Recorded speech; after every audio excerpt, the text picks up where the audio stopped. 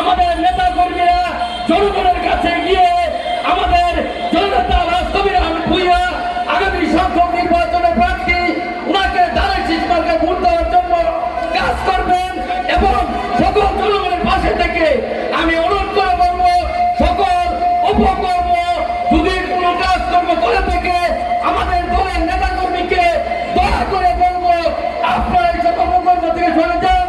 আমাদের দেশটা তারেক রহমান বলেছে আমাদের এখন জনগণের কাছে যেতে হবে, জনগণের পাশে থাকতে হবে।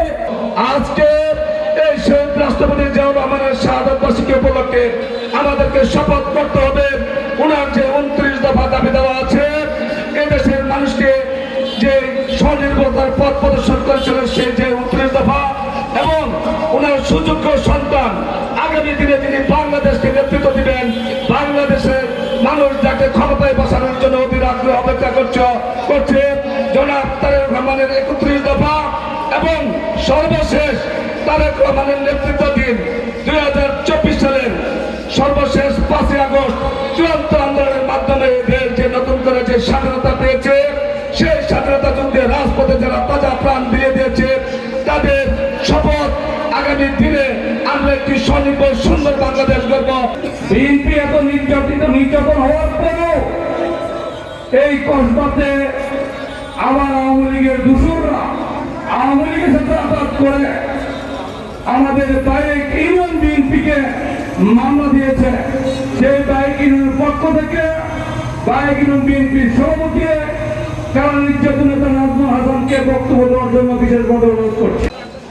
উনি না হলে আমরা এই বাংলাদেশ পেতাম না, উনি না হলে আমরা এই জাতিগত পেতাম না। ওনার কারণে আজকে আমরা এখানে আছি।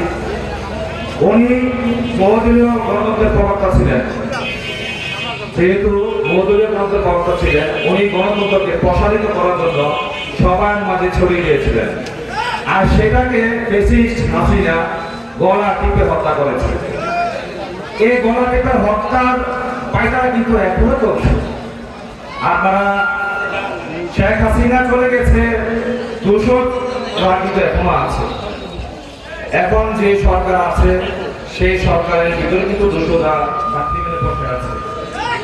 আমি বলবো বাংলাদেশ যে সামনে নির্বাচন আসবে, আমরা ডিসেম্বরে নির্বাচন চাই।